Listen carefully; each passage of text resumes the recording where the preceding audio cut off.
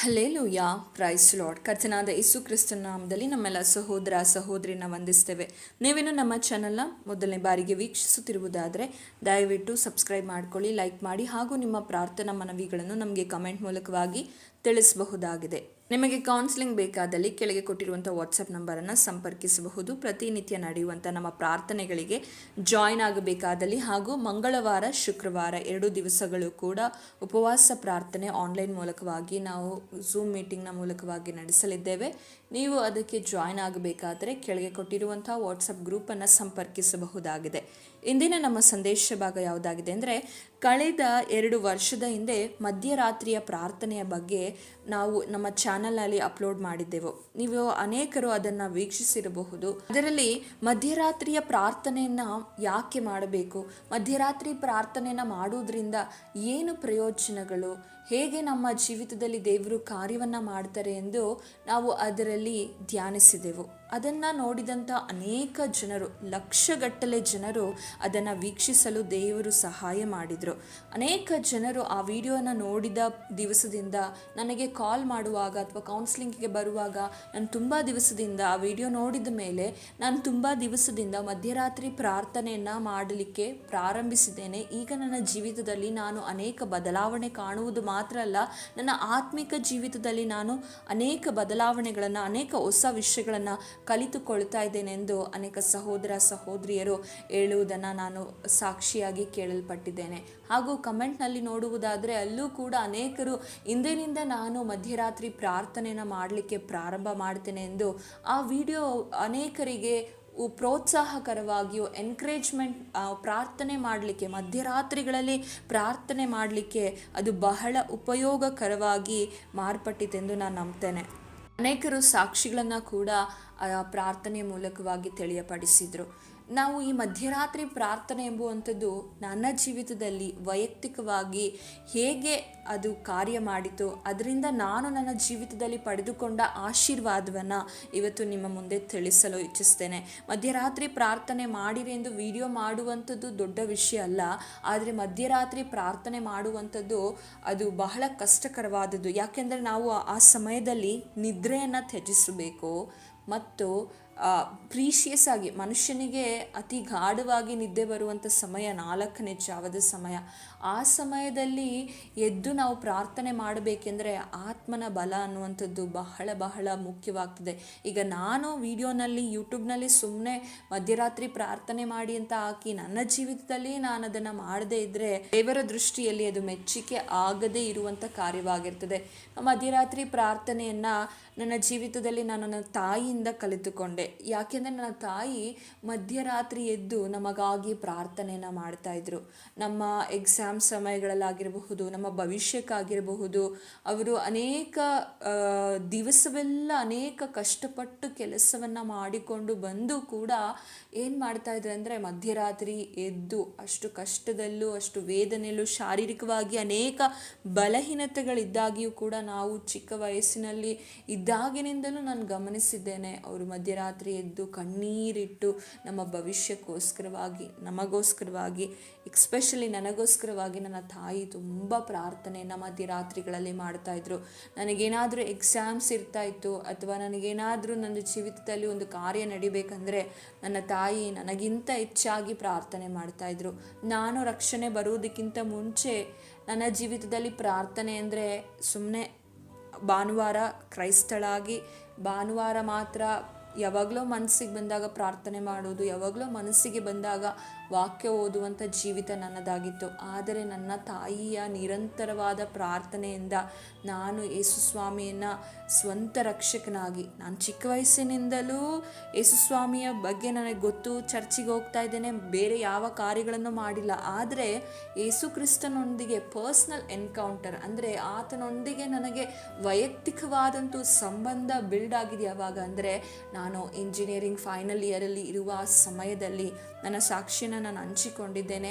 ಆದಾಗ್ಯೂ ಕೂಡ ಇವತ್ತು ನಿಮ್ಮ ಮಧ್ಯದಲ್ಲಿ ನಾನು ಸ್ವಲ್ಪ ಡೀಟೇಲ್ ಆಗಿ ಹೇಳುವುದಾದರೆ ಅದು ನಿಮ್ಮ ಆತ್ಮಿಕ ಜೀವಿತಕ್ಕೂ ನಿಮಗೂ ನಿಮ್ಮ ಜೀವಿತಕ್ಕೂ ಅದು ಪ್ರಯೋಜನಕರವಾಗಿರ್ತದೆ ಎಂದು ನಾನು ಭಾವಿಸ್ತೇನೆ. ಇಂಜಿನಿಯರಿಂಗ್ನ ಓದುವಂತಹ ಕಡೆಯ ಸೆಮಿಸ್ಟರ್ನಲ್ಲಿ ನಾನು ಯೇಸು ಕ್ರಿಸ್ತನೊಂದಿಗೆ ಇರುವಂಥ ಸಂಬಂಧ ಹಾಗೂ ಯೇಸು ಸ್ವಾಮಿ ಎಷ್ಟು ನನ್ನನ್ನು ಪ್ರೀತಿ ಮಾಡ್ತಾರೆ ಎಂದು ಆತನೊಟ್ಟಿಗೆ ನಾನು ಆ ಪ್ರೀತಿಯನ್ನು ನಾನು ಕಂಡುಕೊಳ್ಳಿಕ್ಕೆ ಸಾಧ್ಯವಾಯಿತು. ಅಂದಿನಿಂದ ಸಂಪೂರ್ಣವಾಗಿ ನನ್ನ ಜೀವಿತವನ್ನು ಯೇಸು ಸ್ವಾಮಿಗೆ ಒಪ್ಪಿಸಿಕೊಟ್ಟೆ. ಫೈನಲ್ ಇಯರಲ್ಲಿರುವ ಸಮಯದಲ್ಲಿ ನನಗೆ ಕ್ಯಾಂಪಸ್ ಸೆಲೆಕ್ಷನ್ ಆಗಿತ್ತು. ಆ ಕ್ಯಾಂಪಸ್ ಸೆಲೆಕ್ಷನ್ ಆಗಿರುವ ಸಮಯದಲ್ಲಿ ನನಗೆ ಒಂದು ಯೇಸು ಸ್ವಾಮಿಯೊಟ್ಟಿಗೆ ಪರ್ಸ್ನಲ್ ಎನ್ಕೌಂಟರ್, ಅಂದರೆ ಆತನೊಟ್ಟಿಗಿದ್ದಂತಹ ನನ್ನ ಹಳೆಯ ಜೀವಿತವೆಲ್ಲ ಮಾರ್ಪಟ್ಟು ಹೋಯಿತು. ನನ್ನ ಹಳೆಯ ಕಾರ್ಯ, ಹಳೆಯ ಸ್ವಭಾವ ಏನಿತ್ತಲ್ಲ ಅದೆಲ್ಲ ಮಾರ್ಪಟ್ಟು ಒಂದು ಹೊಸ ಅಂದಿನಿಂದ ಪ್ರಾರ್ಥನೆ ಮಾಡಲಿಕ್ಕೆ, ವಾಕ್ಯ ಓದಲಿಕ್ಕೆ, ಹೆಚ್ಚು ವಾಕ್ಯವನ್ನು ಓದಲಿಕ್ಕೆ, ಯಾಕೆಂದರೆ ವಾಕ್ಯವೇ ನನ್ನ ಜೀವಿತವನ್ನು ಬದಲಾಯಿಸಿರುವಂಥದ್ದಾಗಿದೆ. ಡಿಸೆಂಬರ್ 21ನೇ ತಾರೀಕು ಸಂಜೆಯ ಸಮಯದಲ್ಲಿ ನಾನು ಬಹಳವಾಗಿ ದುಃಖದಲ್ಲಿ, ವೇದನೆಯಲ್ಲಿ, ಮಾನಸಿಕವಾಗಿ ನೊಂದು ಖಿನ್ನತೆಗೆ ಒಳಗಾಗಿ ನನ್ನ ಜೀವಿತವೇ ಬೇಡ ಅನ್ನುವ ಸಮಯದಲ್ಲಿ ನಾನು ಕೂತುಕೊಂಡಿರುವ ಸಮಯದಲ್ಲಿ ಯೇಸು ಕ್ರಿಸ್ತನ ವಾಕ್ಯಗಳು ನನ್ನ ಜೀವಿತವನ್ನು ಸಂಪೂರ್ಣವಾಗಿ, ನನ್ನ ಆಲೋಚನೆಯನ್ನು, ನಾನು ಸಾಯಬೇಕು ಅಂದುಕೊಂಡಿದ್ದಂತಹ ಆ ಒಂದು ಥಾಟನ್ನು ದೇವರು ನನ್ನಿಂದ ತೆಗೆದುಹಾಕಿದರು. ತೆಗೆದುಹಾಕೋದು ಮಾತ್ರ ಅಲ್ಲ, ಇವತ್ತಿನವರೆಗೂ ನನಗೆ ಆ ಒಂದು ಥಾಟ್ಗಳು, ಆ ಒಂದು ಯೋಚನೆಗಳು ಬಾರದಂತೆ ನನ್ನ ದೇವರು ನನ್ನನ್ನು ಕಾದು ನಡೆಸಿರುವ ಆತನಾಗಿದ್ದಾನೆ. ಆ ಸಮಯದಲ್ಲಿ, ನಾನು ರಕ್ಷಣೆ ಹೊಂದಿದಂಥ ಸಮಯದಲ್ಲಿ, ಆರಂಭ ದಿವಸದಲ್ಲಿ ಹೆಚ್ಚು ವೈಯಕ್ತಿಕವಾಗಿ ಪ್ರಾರ್ಥನೆ ಮಾಡಲು ಪ್ರಾರಂಭಿಸಿದೆ. ಯೇಸು ಕ್ರಿಸ್ತನೊಟ್ಟಿಗೆ ಇನ್ನೂ ಹೆಚ್ಚಾಗಿ ನಾನು ತಿಳ್ಕೊಳ್ಬೇಕು, ಯೇಸು ಕ್ರಿಸ್ತನ ಸಂಬಂಧ, ಆ ಪ್ರೀತಿಯನ್ನು ಇನ್ನೂ ಅರಿಬೇಕೆಂದು ವಾಕ್ಯಗಳನ್ನು ಓದುವುದು, ಪ್ರಾರ್ಥನೆ ಮಾಡುವುದು.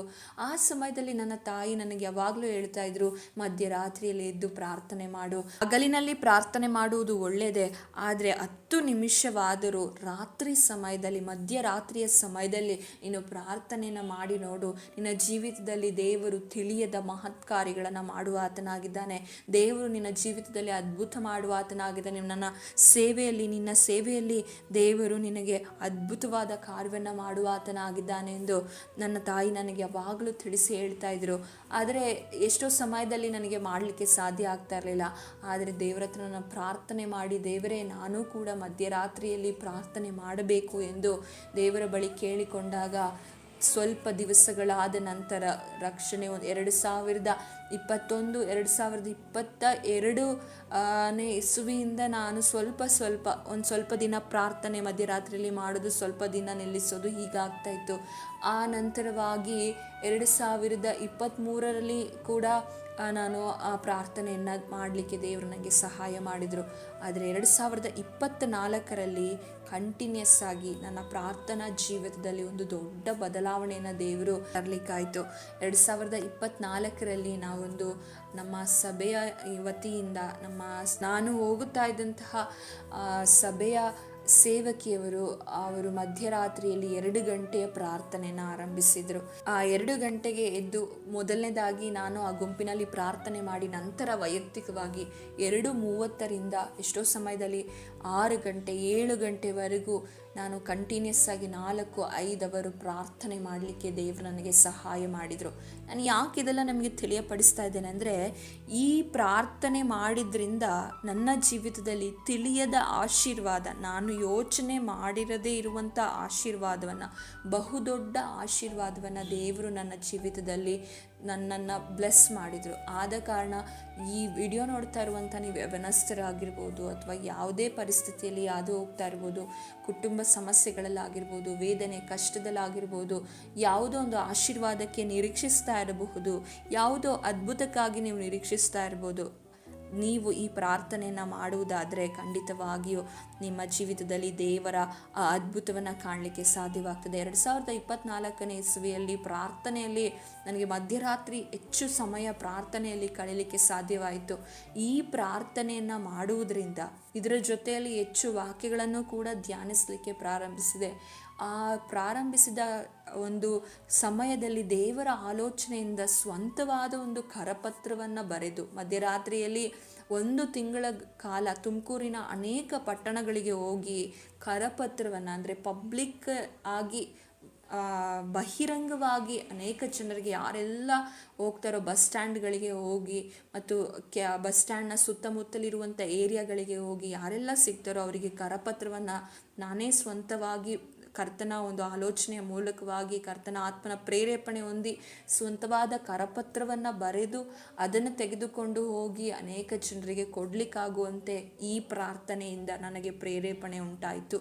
ಈ ಪ್ರಾರ್ಥನೆಯಿಂದ ನನಗೆ ಸಹಾಯವಾಯಿತು. ಯಾವ ಕೇಡು, ಯಾವ ದುಷ್ಟನು ನನ್ನನ್ನು ಮುಟ್ಟದಂತೆ ಸಂರಕ್ಷಣೆಯಿಂದ ಕರಪತ್ರ ಹಂಚುವ ಸಮಯದಲ್ಲಿ ದೇವರು ನನ್ನ ಸಂಗಡವಿದ್ದು ಯಾವ ಹಾನಿ, ಯಾವ ದುಷ್ಟ ಕಾರ್ಯಗಳು ಮುಟ್ಟದಂತೆ ನನಗೆ ಸಹಾಯ ಮಾಡಿದರು. ತುಮಕೂರಿನ ಅನೇಕ ಪಟ್ಟಣಗಳಲ್ಲಿ ನಾನು ಹೋಗಿ ಕರಪತ್ರವನ್ನು ಕೊಡಲಿಕ್ಕೆ ದೇವರು ನನಗೆ ಸಹಾಯ ಮಾಡಿದರು. ಮೊದಲನೇದಾಗಿ ನಾನು ಆ ಆತ್ಮವನ್ನು ಬಲವನ್ನು ಹೊಂದಿಕೊಂಡೆ. ಸುವಾರ್ತೆಯನ್ನು ಹೇಳಬೇಕು, ಯಾಕೆಂದರೆ ಸುವಾರ್ತೆ ಹೇಳಬೇಕೆಂಬುದು ನಮ್ಮೆಲ್ಲರ ಕರ್ತವ್ಯ. ದೇವರು ನಮಗೆ ಕೊಟ್ಟಿರುವ ಆಜ್ಞೆ. ಇದಕ್ಕೆ ನಮಗೆ ಯಾವುದೇ ಸ್ಪೆಷಲ್ ಕಾಲಿಂಗ್ ಬೇಡ, ಸಪ್ರೇಟ್ ಆಗಿರುವಂತಹ ಕರಿವಿಕೆ ಏನು ಬೇಡ. ಯಾಕೆಂದರೆ ಎಲ್ಲರೂ ಕೂಡ ಈ ಸುವಾರ್ತೆಯನ್ನು ಸಾರಬೇಕು. ಇದು ನಮ್ಮೆಲ್ಲರ ಜವಾಬ್ದಾರಿ.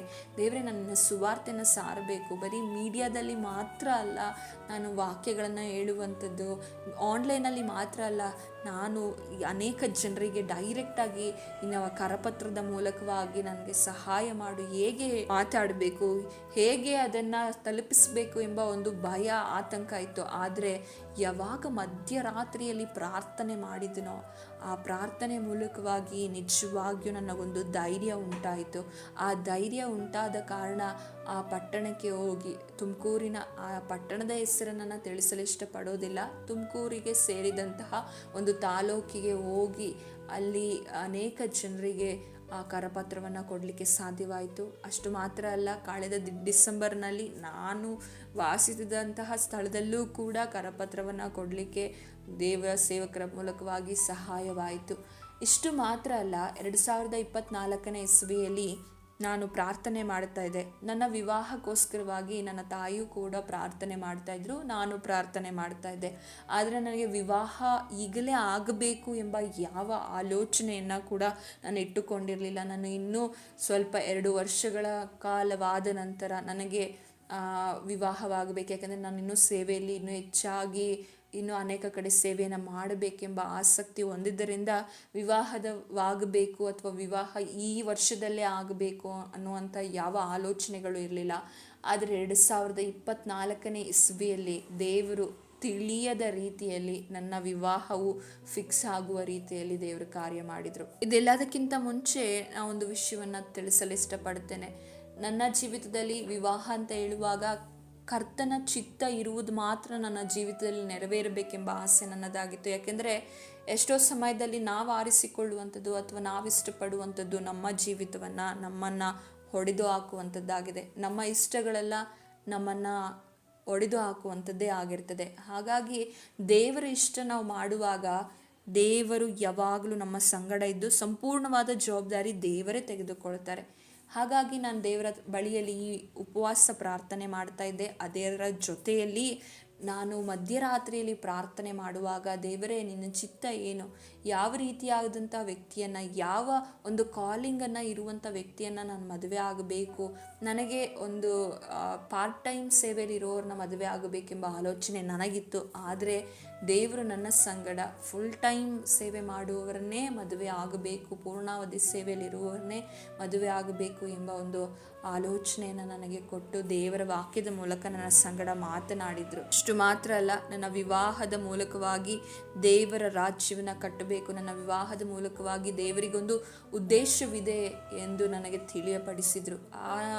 ಅದನ್ನು ನಾನು ಕನ್ಫರ್ಮ್ ಮಾಡಿಕೊಂಡ ನಂತರ, ಯಾಕೆಂದರೆ ಕೆಲವು ಸಮಯದಲ್ಲಿ ದೇವರು ಹೇಳುವಂಥದ್ದನ್ನು ನಮಗೆ ಸಡನ್ನಾಗಿ ಸ್ವೀಕರಿಸಲು ಸಾಧ್ಯ ಇಲ್ಲ. ಯಾಕೆಂದರೆ ನಮ್ಮದೇ ಒಂದು ಆಲೋಚನೆಯನ್ನು ನಾವು ಇಟ್ಟುಕೊಂಡಿರ್ತೇವೆ.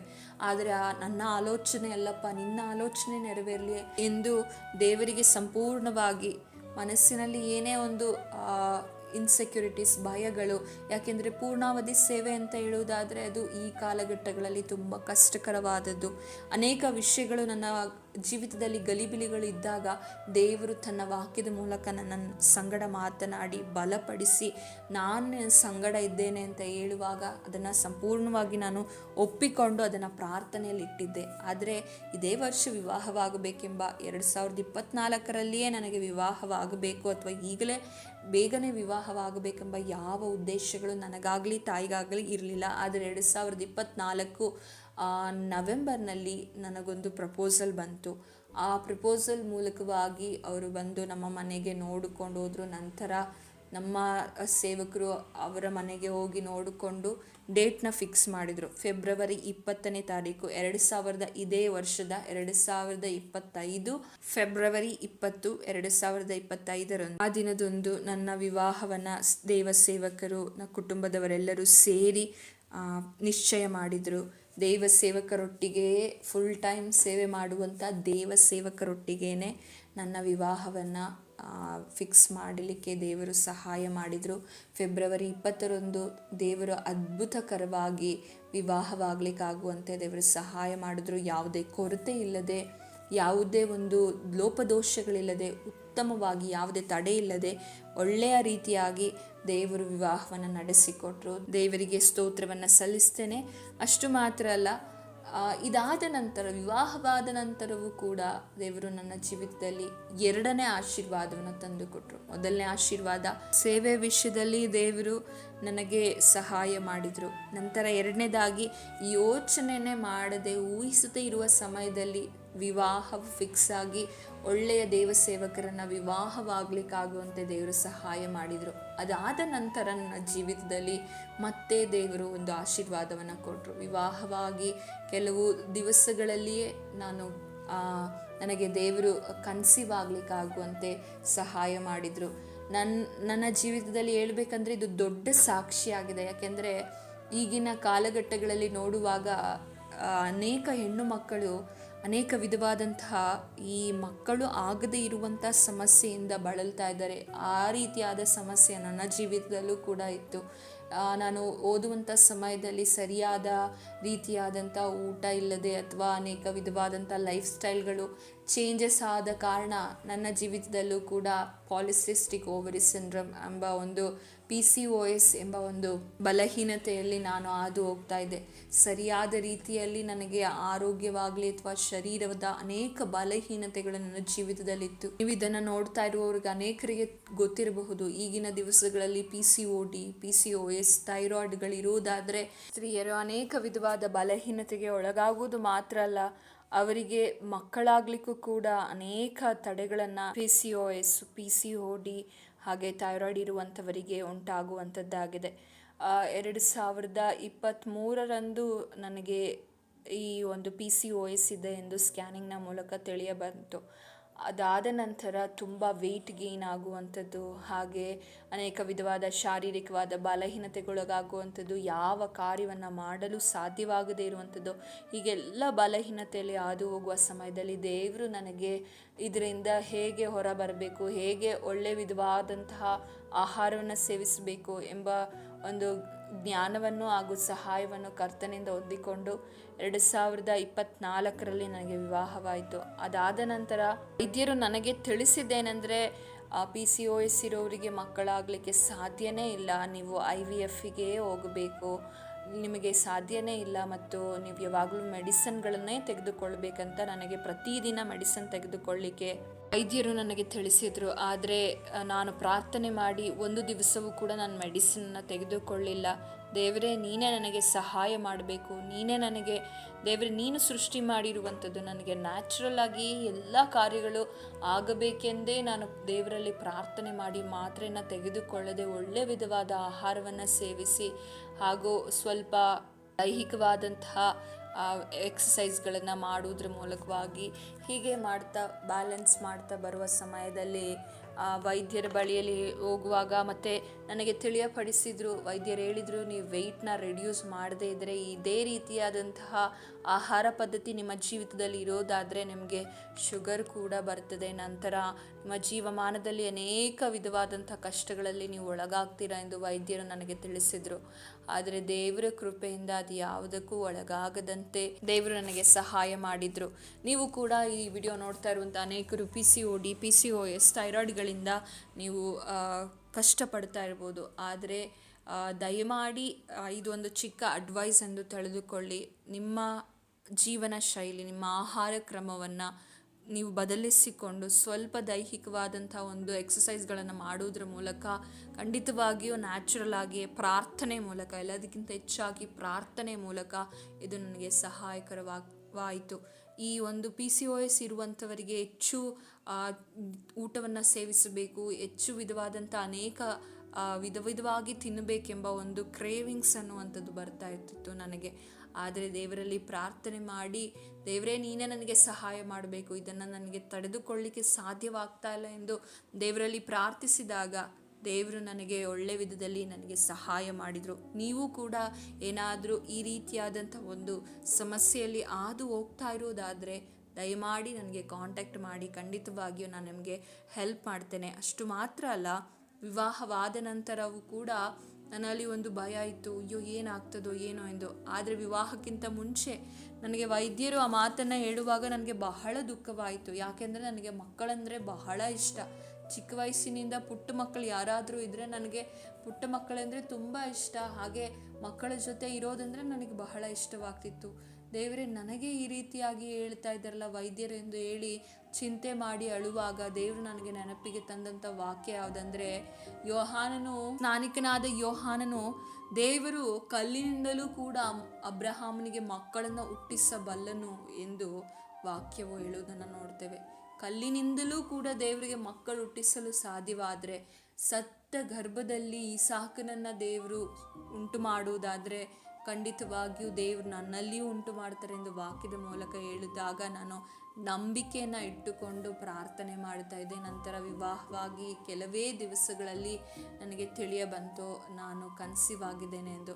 ನನಗೆ ಒಂದು ರೀತಿಯಾದ ಆಶ್ಚರ್ಯನೂ ಒಂದು ಕಡೆ, ಇನ್ನೊಂದು ಕಡೆ ಸಂತೋಷ, ಇನ್ನೊಂದು ಕಡೆ ದೇವರಿಗೆ ಎಷ್ಟು ಕೃತಜ್ಞತೆ ಹೇಳಿದರೂ ಸಾಲುವುದಿಲ್ಲ ಎಂಬ ಒಂದು ಸಂತೋಷ ಮನಸ್ಸಿನಲ್ಲಿತ್ತು.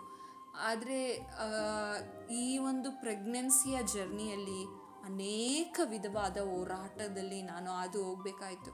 ಅದನ್ನು ನೆನೆಸಿಕೊಳ್ಳುವಾಗ ಈಗಲೂ ನನಗೆ ತುಂಬ ದುಃಖಕರವಾಗ್ತದೆ. ಆದರೆ ಎಲ್ಲ ಸಮಯದಲ್ಲೂ ದೇವರು ನನ್ನನ್ನು ನಡೆಸಿ ಪೋಷಿಸಿದರು. ಈ ಒಂದು ಪ್ರೆಗ್ನೆನ್ಸಿಯ ಸಮಯದಲ್ಲಿ ನನಗೆ ಮಾರ್ಚ್ ಒಂದು 15ನೇ ತಾರೀಕಿನಂದು ನನಗೆ ತಿಳಿಯ ಬಂತು ನಾನು ಕನ್ಸೀವ್ ಆಗಿದ್ದೇನೆಂದು. ಅಲ್ಲಿನಿಂದ ನನಗೆ ಬಲಹೀನತೆಗಳು ಪ್ರಾರಂಭವಾಯಿತು. ಒಂದಲ್ಲ ಒಂದು ವಿಧವಾದ ಬಲಹೀನತೆ, ಹೇಳಿಕೊಳ್ಳಲು ಸಾಧ್ಯವಾಗದ ಬಲಹೀನತೆಯಲ್ಲಿ ನಾನು ಅದು ಹೋಗಬೇಕಾಯಿತು. ಆದರೆ ಎಲ್ಲದರ ಮಧ್ಯದಲ್ಲಿ ದೇವರು ನನಗೆ ಸಹಾಯಕನಾಗಿದ್ದನು. ಇದರ ಒಂದು ಸಾಕ್ಷಿಯನ್ನು ನಾನು ಮುಂದಿನ ವಿಡಿಯೋದಲ್ಲಿ ಅಪ್ಲೋಡ್ ಮಾಡ್ತೇನೆ. ಹೇಗೆ ಈ ಒಂದು ಪ್ರೆಗ್ನೆನ್ಸಿಯ ಜರ್ನಿಯಲ್ಲಿ ಏನೆಲ್ಲ ಕಾರ್ಯಗಳು ನನ್ನ ಜೀವಿತದಲ್ಲಿ ಉಂಟಾಯಿತು, ಹೇಗೆ ದೇವರು ನನಗೆ ಸಹಾಯ ಮಾಡಿದರು ಎಂಬುದನ್ನು ನಾನು ಮುಂದಿನ ಒಂದು ಪಾರ್ಟ್ ವಿಡಿಯೋದಲ್ಲಿ ನಿಮಗೆ ತಿಳಿಯಪಡಿಸ್ತೇನೆ. ಆ ದಿನದಲ್ಲಿ ನಾನು ನಿಮಗೆ ನನ್ನ ಪತಿಯನ್ನು ಕೂಡ ಪರಿಚಯಿಸ್ತೇನೆ. ಅನೇಕರು ನನ್ನ ಫೇಸನ್ನು ನೀವು ನೋಡಿಲ್ಲ. ಅಂದು ನನ್ನ ಕುಟುಂಬ ಸಮೇತವಾಗಿ ಡಿಸೆಂಬರ್ 21 ಇಲ್ಲಾಂದರೆ 25 ಒಳಗೆ ನಾನು ಇನ್ನೊಂದು ಸಾಕ್ಷಿಯ ವಿಡಿಯೋನ ಅಪ್ಲೋಡ್ ಮಾಡ್ತೇನೆ. ಆ ಸಾಕ್ಷಿಯ ವಿಡಿಯೋದಲ್ಲಿ ನಾನು ನನ್ನ ಕುಟುಂಬವನ್ನು ನಿಮಗೆ ಪರಿಚಯಿಸ್ತೇನೆ. ನನಗೆ ವಿವಾಹವಾಗಿದೆ, ಅನೇಕರು ಇನ್ನೂ ವಿವಾಹವಾಗಿಲ್ಲ ಎಂದು ನೆನೆಸಿಕೊಂಡಿದ್ದೀರಾ.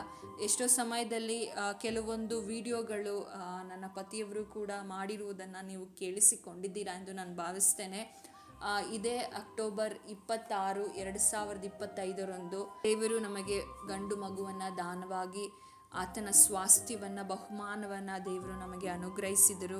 ನನ್ನ ಜೀವಿತದಲ್ಲಿ ನನಗೆ ಮಕ್ಕಳೇ ಆಗೋದಿಲ್ಲ, ಚಾನ್ಸೇ ಇಲ್ಲ. ಏಕೆಂದರೆ ತುಂಬ ವರ್ಷಗಳಿಂದ ಈ ಒಂದು PCOSನ ಸಮಸ್ಯೆ ನನ್ನ ದೇಹದಲ್ಲಿ ಇದ್ದ ಕಾರಣ ವೈದ್ಯರು ಆಗೋದೇ ಇಲ್ಲ ಎಂದು ಹೇಳಿದರು. ಆದರೆ ಎಲ್ಲವೂ ಸಾಧ್ಯ ಎಂದು ದೇವರು ನನಗೆ ಮಗುವನ್ನು ಅನುಗ್ರಹಿಸಿದರು. ಈ ವಿಡಿಯೋ ನೋಡ್ತಾ ಇರುವಂಥ ನಿಮ್ಮಲ್ಲಿ ಯಾರಾದರೂ ಈ ರೀತಿಯಾದ ಸಮಸ್ಯೆಗಳಲ್ಲಿ ಹಾದು ಹೋಗ್ತಾ ಇದ್ದರೆ ನೀವು ಸೋತು ಹೋಗಬೇಡಿ. ದೇವರಿಗೆ ಅಸಾಧ್ಯವಾಗಿರೋ ಕಾರ್ಯ ಒಂದೂ ಇಲ್ಲ. ಈ ಮಧ್ಯರಾತ್ರಿಯ ಪ್ರಾರ್ಥನೆಯಿಂದ ನನ್ನ ಜೀವಿತದಲ್ಲಿ ನಾನು ತಿಳಿಯದೇ ಇರುವಂತಹ ಒಂದು ಮಾರ್ಗದಲ್ಲಿ ದೇವರು ನನ್ನನ್ನು ನಡೆಸಿ ಆಶೀರ್ವದಿಸಿದರು.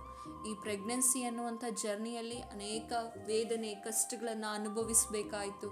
ಅದರ ಮಧ್ಯದಲ್ಲಿ ದೇವರು ದೊಡ್ಡ ಸಾಕ್ಷಿಯನ್ನು ನಾನು ಮುಂದಿನ ವಿಡಿಯೋದಲ್ಲಿ ನಾನು ನಿಮ್ಗೆ ಖಂಡಿತ ತಿಳಿಸ್ತೇನೆ. ಈ ಒಂದು ಸಾಕ್ಷಿ ನಿಮ್ಮೆಲ್ಲರಿಗೂ ಪ್ರಯೋಜನಕರವಾಗಿರ್ತದೆ, ಹಾಗೆ ಆಶೀರ್ವಾದಕರವಾಗಿರ್ತದೆ ಎಂದು ಭಾವಿಸ್ತೇನೆ. ಮಧ್ಯರಾತ್ರಿ ಪ್ರಾರ್ಥನೆಗಳನ್ನು ಮಾಡಿರಿ. ಈ ಪ್ರೆಗ್ನೆನ್ಸಿಯಲ್ಲಿ ನನಗೂ ಕೂಡ ಅನೇಕ ಸಮಯದಲ್ಲಿ ಬಿಟ್ಟು ಪ್ರಾರ್ಥನೆ ಮಾಡುವಂಥದ್ದು, ಬಲಹೀನತೆಗಳಿಂದ ಪ್ರಾರ್ಥನೆ ಮಾಡಲಿಕ್ಕೆ ಸಾಧ್ಯವಾಗ್ತಾ ಇರಲಿಲ್ಲ. ಆದರೆ ಇನ್ನು ಮುಂದೆ ನಾನು ಕೂಡ ಈ ಪ್ರಾರ್ಥನೆಯನ್ನು ಇನ್ನೂ ಹೆಚ್ಚಾಗಿ ಮಾಡಲಿಕ್ಕೆ, ನನಗೋಸ್ಕರ, ನನ್ನ ಕುಟುಂಬ ಕುಟುಂಬಕ್ಕೋಸ್ಕರ ನೀವು ನಮ್ಮನ್ನು ನೆನೆಸಿ ಪ್ರಾರ್ಥನೆಯನ್ನು ಮಾಡಬೇಕಾಗಿ ಕೇಳಿಕೊಳ್ತೇನೆ. ನೀವು ಆ ಪ್ರಾರ್ಥನೆಯನ್ನು ಮಧ್ಯರಾತ್ರಿ ಪ್ರಾರ್ಥನೆಯನ್ನು ಮಾಡಿದ ತಕ್ಷಣ ನಿಮಗೆ ಉತ್ತರ ಸಿಕ್ಕದೇ ಇರಬಹುದು, ಅಥವಾ ನೀವು ಕೇಳಿಕೊಂಡ ತಕ್ಷಣ ನೀವು ಅಂದುಕೊಂಡಿದ್ದು ನಡೀದೇ ಇರಬಹುದು. ಆದರೆ ತಕ್ಕ ಸಮಯದಲ್ಲಿ ದೇವರು ಕಾರ್ಯವನ್ನು ಖಂಡಿತವಾಗಿಯೂ ಮಾಡ್ತಾರೆ. ನಾನು ಊಹಿಸದ ಒಂದು ದಾರಿಯಲ್ಲಿ, ನೆನೆಸದ ಗಳಿಗೆಯಲ್ಲಿ ದೇವರು ನನ್ನ ಜೀವಿತದಲ್ಲಿ ವಿವಾಹವೂ ಆಯಿತು. ಅದೇ ರೀತಿಯಾಗಿ ದೇವರೊಂದು ಸುಂದರವಾದ ಗಂಡು ಮಗುವನ್ನು ಕೂಡ ನನಗೆ ಅನುಗ್ರಹಿಸಿದರು. ನಾನು ಆ ಮಗುವಿನ ಮತ್ತು ನಮ್ಮ ಕುಟುಂಬವನ್ನು, ನನ್ನ ಪತಿಯನ್ನು, ನಮ್ಮ 3 ಜನರನ್ನು ನೀವು ಮುಂದಿನ ವಿಡಿಯೋದಲ್ಲಿ ವೀಕ್ಷಿಸಬಹುದು. ದೇವರು ನಿಮ್ಮೆಲ್ಲರನ್ನ ಆಶೀರ್ವದಿಸಲಿ. ದಯಮಾಡಿ ನಾನು ಯಾಕೆ ಈ ಸಾಕ್ಷಿನ ಹೇಳ್ತಾ ಇದ್ದೀನಿ ಅಂದರೆ, ಈ ಪ್ರಾರ್ಥನೆಯಿಂದ ನನ್ನ ಜೀವಿತದಲ್ಲಿ ಹೊಂದಿಕೊಂಡ ಆಶೀರ್ವಾದವನ್ನು ಅನೇಕ ಜನರಿಗೆ ತಿಳಿಸಬೇಕು. ಯಾಕೆಂದರೆ ನಾನು ತಿಳಿಸುವಾಗಲೇ ದೇವರ ಅದ್ಭುತ ಕಾರ್ಯಗಳು ಹಾಗೂ ದೇವರ ನಾಮ ಮಹಿಮೆ ಹೊಂದುವುದು ಮಾತ್ರ ಅಲ್ಲ, ಅನೇಕರಿಗೆ ಅದು ಪ್ರೋತ್ಸಾಹಕರವಾಗಿರ್ತದೆ. ನಿಮಗೇನಾದರೂ ಇನ್ನೂ ವಿವಾಹವಾಗದೆ ಅಥವಾ ಮಗುವಾಗದೆ, ಸೇವೆಯಲ್ಲಿ ಉತ್ತಮವಾದ ಪ್ರಗತಿ ಕಾಣದೆ, ಕೆಲಸ ಇಲ್ಲದೆ, ಅನೇಕ ವಿಧವಾದ ಬಲಹೀನತೆಯಲ್ಲಿ ನೀವು ಹಾದು ಹೋಗ್ತಾ ಇರುವುದಾದರೆ ಖಂಡಿತವಾಗಿಯೂ ಇಂದಿನಿಂದಲೇ 10 ನಿಮಿಷವಾದರೂ ಮಧ್ಯರಾತ್ರಿಯಲ್ಲಿ ಎದ್ದು ಪ್ರಾರ್ಥನೆ ಮಾಡಿ. ನಾವು ಕೂಡ ಆ ಪ್ರಾರ್ಥನೆಯನ್ನು ಮಾಡಲು ಇಂದಿನಿಂದ ಪ್ರಯತ್ನಿಸೋಣ. ದೇವರು ನಿಮ್ಮೆಲ್ಲರಿಗೂ ಸಹಾಯ ಮಾಡಲಿ. ಅದೇ ರೀತಿ ಪಾರ್ಟ್ 2 ವಿಡಿಯೋನು ಕೂಡ ನೀವು ವೀಕ್ಷಿಸಬೇಕಾಗಿ ನಾನು ನಿಮ್ಮಲ್ಲಿ ಕೇಳ್ಕೊಳ್ತೇನೆ. ದೇವರ ವಾಕ್ಯದ ಮೂಲಕ ನಿಮ್ಮನ್ನು ಆಶೀರ್ವದಿಸಲಿ. ರಾತ್ರಿಯ 1 ಜಾವದ ಆರಂಭದಲ್ಲಿ ಎದ್ದೆದ್ದು ಗೋಳಾಡಿರಿ. ನಾನು 2 ಗಂಟೆಯಿಂದ ಸಮಯ ಗೊತ್ತಾಗ್ತಾನೆ ಇರಲಿಲ್ಲ ಹೋಗುವಂಥದ್ದು. ಆ ಸಮಯದಲ್ಲಿ ಸ್ವಲ್ಪ ಒಂದು 10 ನಿಮಿಷಗಳ ಕಾಲ ನೀವು ಸ್ತೋತ್ರ ಸ್ತುತಿಯನ್ನು ಮಾಡ್ತಾ ಸ್ವಲ್ಪ ಓಡಾಡ್ತಾ ನೀವು ಪ್ರಾರ್ಥನೆ ಮಾಡಿಬಿಟ್ರೆ ನಂತರ ನಿದ್ರೆ ಅನ್ನುವಂಥದ್ದು ನಿಮಗೆ ಬರೋದೂ ಇಲ್ಲ. ಹಾಗೆ ಎಷ್ಟು ಗಂಟೆಗಳ ಕಾಲ ಕೂಡ ನೀವು ಪ್ರಾರ್ಥನೆ ಮಾಡಲಿಕ್ಕೆ ದೇವರು ನಿಮಗೆ ಬಲವನ್ನು ಅನುಗ್ರಹಿಸುವ ಆತನಾಗಿದ್ದಾನೆ. 7 ಗಂಟೆ 8 ಗಂಟೆವರೆಗೂ ಕೂಡ ಎಷ್ಟೋ ಸಮಯದಲ್ಲಿ ಪ್ರಾರ್ಥನೆ ಮಾಡಿರುವುದುಂಟು. ಹಾಗಾಗಿ ನೀವು ಪ್ರಾರ್ಥನೆ ಮಾಡಿರಿ. ದೇವರ ಆಶೀರ್ವಾದವನ್ನು, ಮಹಿಮೆಯನ್ನು, ಬರೀ ಆಶೀರ್ವಾದ ಹೊಂದಿಕೊಳ್ಬೇಕು, ದೇವರಿಂದ ಏನೋ ಹೊಂದಿಕೊಳ್ಬೇಕು ಅಂತ ಅಲ್ಲ ಪ್ರಾರ್ಥನೆ ಮಾಡುವಂಥದ್ದು. ಆತನೊಟ್ಟಿಗೆ ನಾವು ವೈಯಕ್ತಿಕವಾದ ಸಂಬಂಧ ಇಟ್ಕೊಳ್ಬೇಕು.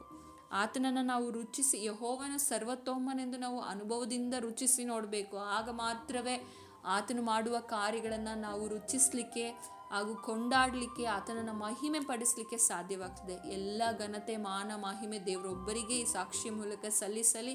ಈ ಸಾಕ್ಷಿ ನಿಮ್ಮೆಲ್ಲರನ್ನ ಪ್ರೋತ್ಸಾಹ ಪಡಿಸಿದೆ ಎಂದು ನಾನು ಭಾವಿಸ್ತೇನೆ.